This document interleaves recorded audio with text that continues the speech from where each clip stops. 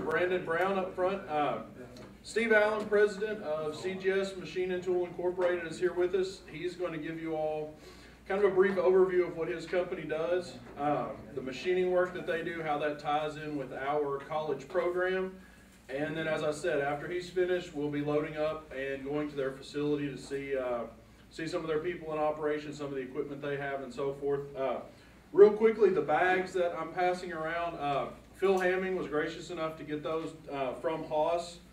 Really nice beach bag. So I'll come around with the rest of those and turn it over to Steve. All right, thank you.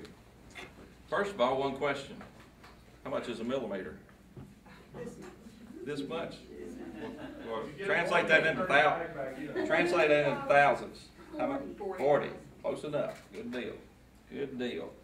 I also have some applications on hand, so after this week, once you finish up, I'll leave those with Brian, and we're always looking for summer help all the time. Like I said, my name is Steve Allen. I'm the CEO and owner of CGS Machine and Tool here in Bowling Green. We're a large job shop. We've got 62 employees in 2 locations here in Bowling Green. We service over 100 customers in 7 different states in many different types of industry. There's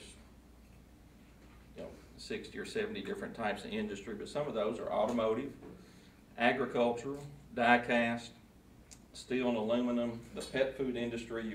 See the new one going in Auburn. Of course, there's Hills here. We do a lot of work for them. We make pieces and parts. They bring a print to us or a part that has been scrapped out, ruined or something, and they say, hey, I need one of these. And typically they need it within hours. So we are a service industry. We also do parts for NASCAR. You got any NASCAR fans in here? None? Somebody raise their hand.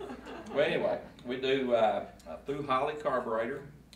We started about 3 years ago, and we make, if you happen to watch, flipping through the channels and happen to watch NASCAR, in those vehicles you would see there would be parts that's made and produced by CGS Machine and Tool. Brandon's going to kind of walk around, or actually y'all can just pass this around, but he's going to explain to you some of the parts that we make here. We make pieces for the throttle body, and that has to do with fuel injection. About 3 years ago, NASCAR made the switch from carbureted, which is the old school gas guzzlers, to a more environmentally friendly fuel injected system. They call it Holly EFI, electronic fuel injection. And what you see here is these large pieces are primary throttle levers. In other words, that is where the throttle cable hooks up. When they mash the accelerator, it's pulling the cable that is attached to one of these primary levers. Above it is a smaller, similar looking lever, has the same center hole. That is the secondary lever. There is four plates, and thus 4 barrels of injection where gas mixes with air, and it's all metered electronically, electronic fuel injection, and these 2 levers work together. The more they mash the accelerator, the more they open.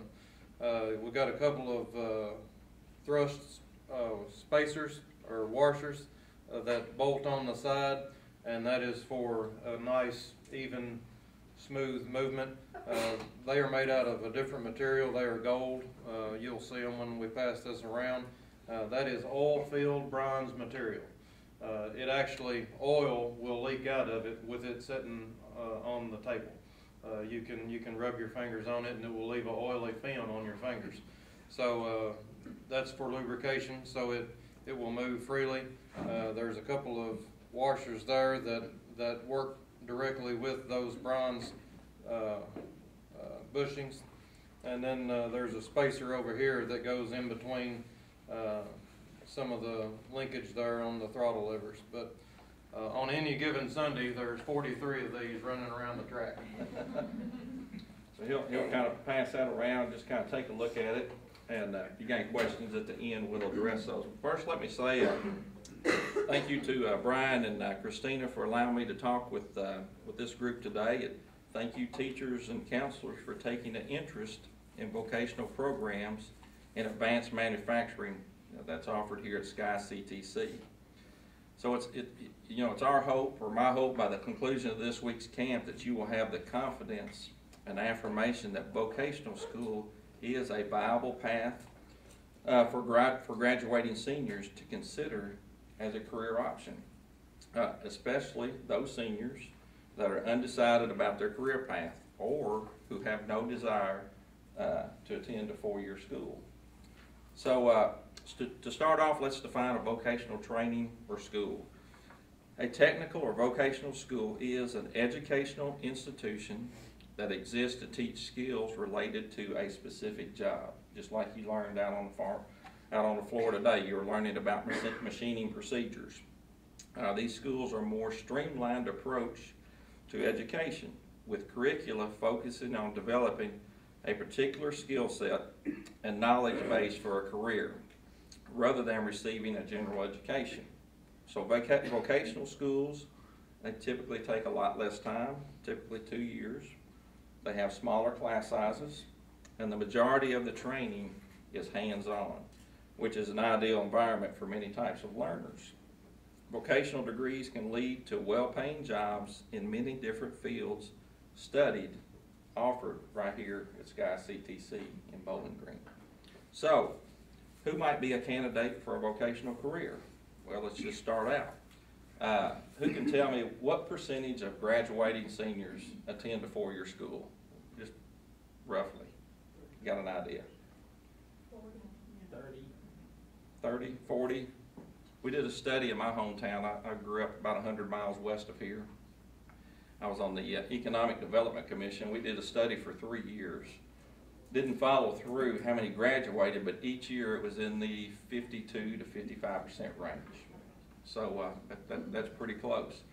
So who might be a good candidate? What about this other 40 to 50 to 60% that's not attending the four-year school? Also knowing that people get out and they work. After a few years they say, this isn't for me, I will go to that four-year school or whatever. That's okay. But also the ones that start out in that four-year degree are not going to finish, not all of them. So we can say there's a pretty high percentage, somewhere between 40 and 55%, depends on what region you're in, that we hope would deserve an opportunity for this type of career path. Financially speaking, as those choosing other career paths, I believe, and so I hope that you will feel the same after this week's camp, that this is a legitimate career path. Today I'd like to focus on what I know about, that's machining. I've been doing this for a lot of years and pursuing a vocational career as a machinist. But the experience and information I'm going to give you today is very similar in most vocational careers. So I want to discuss 3 myths real quick, or perceptions that go along with a career in vocational field. Low pay, work conditions, and no advancement opportunities, and how they relate to the field that I'm in, which is machining. First of all, low pay. Right now, if I said, hey, if you're talking to some of your students, some of your teachers or whatever, you're talking to whoever, and they're saying, hey, I'm not sure what career path I want to go in. If you could tell them to say, hey, I know a career that you could make between $45,000 and $60,000, is that legitimate? I mean, is that a legitimate career path that I can make $45,000 a year doing this with a 2-year degree? I would think so. So let's relate this to a starting teacher salary. What is that? Because we're teachers and we're machinists in here. What's a starting in this area? What's a starting? So 30. Hey, how about that? A good guess. I had 35,000. So a starting teacher salary with a 4-year degree is 35,000. A starting salary for a machinist with a 2-year degree is around 34,000. What's a degree cost for a teacher? Just your 4-year degree. Forget about having to get your master's and 30 above. I know all this. About 40,000 in Western. 40,000. Gosh, I was way off. I had 80,000. Maybe at Louisville or UK. And for all of you, there is hope. My wife just retired from. She was a school psychologist, so just finished her 27th year. So there is hope. Yeah. So we can say between 50 and 80,000, depending on where you go. Degree for a machinist at Sky CTC, I would say, is around $12,000. Now, every one of you can work during the summer or even during school, whether you're going with a 2-year degree or 4-year degree. However, there's a greater opportunity to work in your vocational career choice, such, i.e., CGS machine and tool. If you're coming here to study to be a machinist, we're working diligently with Brian and them that we want those students to work with us, a portion of them for 2 years. So a student pursuing a 2-year degree as a machinist in 2 years working part-time, second shift, he can make up to $25,000 in 2 years. And that's while working part-time and attending school. So this individual is learning in the classroom during the day and then gaining valuable hands-on experience in the workforce during the 2 years, which makes him a much more desirable employee. So what we do at the end of 2 years, we interview them, and I either offer them a job or I give them a heck of a recommendation. Because to me, they spent those 2 years going to school and working on second shift, which to me speaks high volumes to individuals that go through that and do that. So in 4 years, when some of you are ready to join the workforce and start paying back your student loans, an individual that chose a vocational career path after 4 years has a degree and has made somewhere around $100,000. They've got a pretty good head start. And just for a fact out there, my top machinists, they make anywhere from $60,000 to $70,000 working our normal week is 48 hours. We've had several that made a lot more. We had open season last year because we were so busy, so we kind of opened, if they wanted to work more hours, they could do it. I had one guy that made $92,000 last year. Worked a lot of hours, a lot of Saturdays and a lot of Sundays, but the opportunity was there. Just like a teacher, if you want a stipend, you could be a coach, or I'm sure that you could tutor during the summer, or you can come to Sky Camp. You know, there's other things that you can do. Second myth, work conditions. I liken it to, you remember the old filling stations? I look around, some of you might, some of you may not, but where you pulled up, it was the full service, and the guy came out from changing oil, head to toe, full of grease, pumped your car, asked how you was doing, asked how the family was doing, you want a bag of peanuts or whatever, but he filled you up, you went on about your way. It's not like that anymore. I mean, what you're going to see when you come to our facility, it's completely air conditioned. 80% of our equipment is computerized. I don't see Chris in here, which Chris was talking to you about, you know, you program with the lines of stuff you program to run the part. 80% of our equipment is computerized, where the individuals are sitting there and programming the parts in, similar to, you know, the Holley carburetor parts there. They're running different parts each day. They have, you know, we don't do any mass production. They do different parts, which you're going to see. They're running 10 of these parts today, or one part. This afternoon, they're off on something else. We do have the second facility. We do some work for link belt cranes. Any of you travel 65? As you're going down there, you'll see, I think there's 2 or 3 link belt cranes that are on the side of the road. We make over 800 different part numbers for link belt cranes. So be careful as you go by. So our parts that we make for link belt and other companies, they're shipped all over the world. We make some hanger brackets that go on big 18-wheeler trucks on the axles. They're welded on. We ship those at least once, maybe twice a month. They go to Mexico. Then they end up back in the States on link belt trucks and different things. So all our parts, they bring a print to us. A lot of times we have no clue what it goes to, where it's going, but we just, I mean, it could end up anywhere in this wonderful United States or a foreign country. Last thing is the advancement. At CGS, like I said, we got 62 employees. 10% of our staff is in some type of management role. We have a plant manager, we got an office manager, I've got 4 foremans, I've got an estimating and purchasing agent, a quality engineer, shipping and receiving, and a skills development and training program coordinator. When we bring our young machinist in, I tell them, give me 5 years.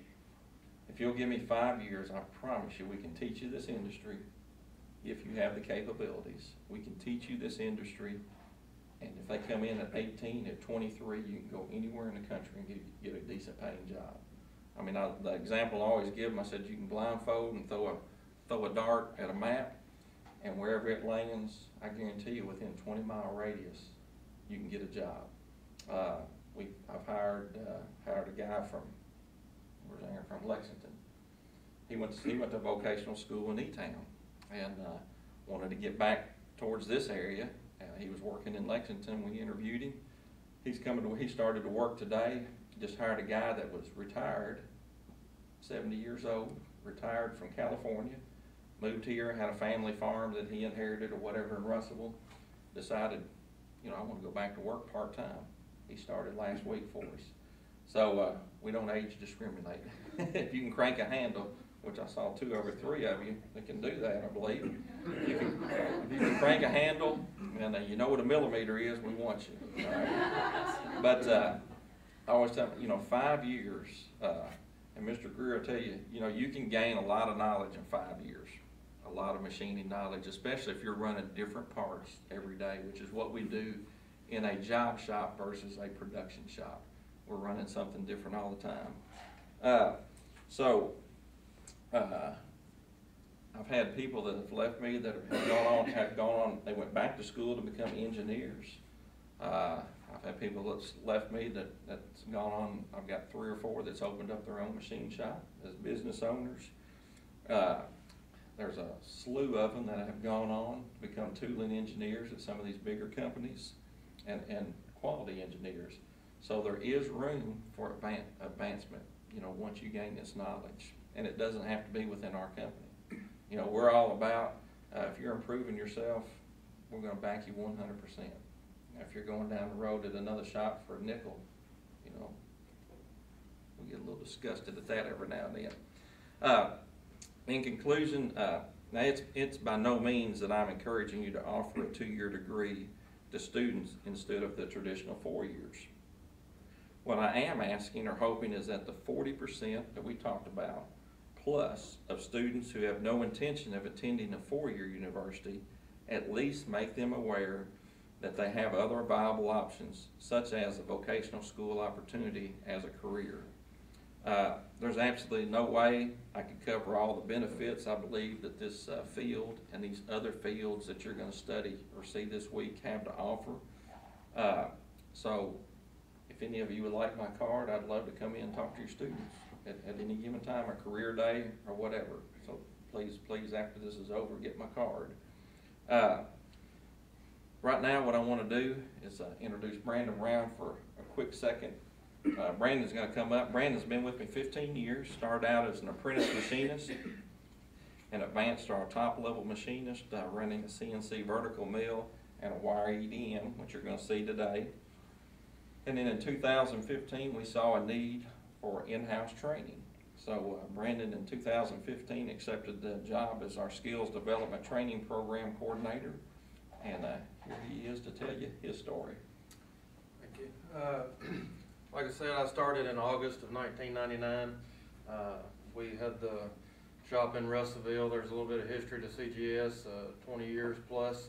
Had a shop in Russellville, that's my hometown, and started work to there. Made a merger in 2003, 4 in Bowling Green. And I took the move with them. I had gotten married by that time, moved to Butler County, go Bears. And moved down there, still living there, been married 13 years today. So, I make the commute from Butler County to Bowling Green to our facility up there now. We've been there 10+ years. So, worked there, running various different CNC machines most of my career. Advanced in pay, remarkably. Like Steve said, 5 years, can make a huge difference. And I was at a factory and I took a $3 an hour pay cut to come to work for CGS Machine. Just because I hated the factory. I didn't like the job that I was doing. It was a off shift. We do have a second shift rotation at CGS. I work second shift on a rotation. But the advancements that have been made are awesome.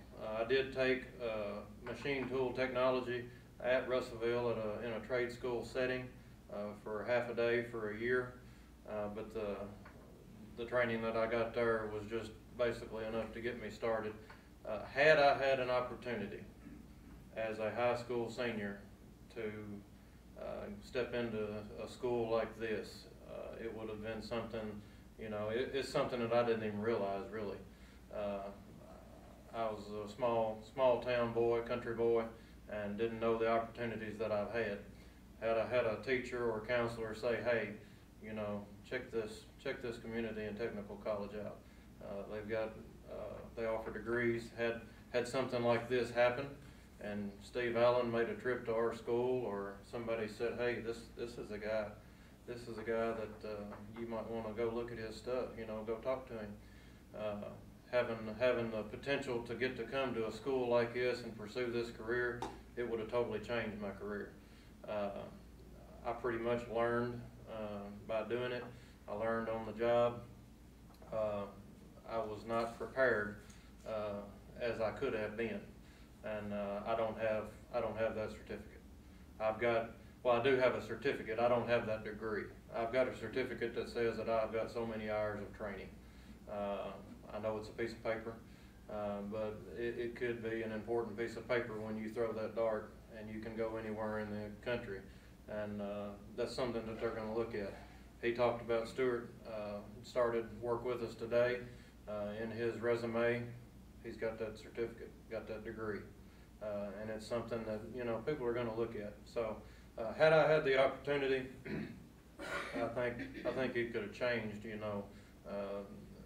especially the rate at what I advanced. So we have started this in-house training program. That's mainly for the individuals that are already working for us, that are acclimated to the way things work at CGS, and they're at different levels, and we're just trying to bring the bottom one up to here and then bring these two up together and get what we've got at a more productive and higher level. So things are good right now in this trade, and it's something that high school seniors or juniors, it's something that high schoolers need to hear. It's a trade that they need to hear about, and the advancement, like you said, the pay, and give him 5 years, and it'll be there, and they can have a successful career. It's definitely a trade that you're gonna have a successful career. So get the word out. Like you said, the trade school has been great. We're kind of partnering with them this year, and I think we're going to see great benefits, and everybody's going to win. Steve talked about how busy we were last year. We're still busy, but we need skilled labor. Somebody that's just looking for a job, Steve's probably not going to be able to help them because they're not going to have that skill and that skill set that the tech school can provide.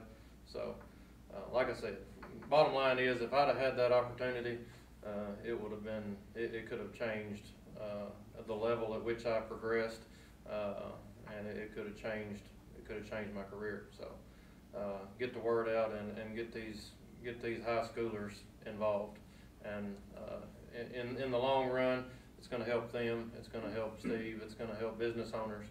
It's going to help the school. So, thank y'all.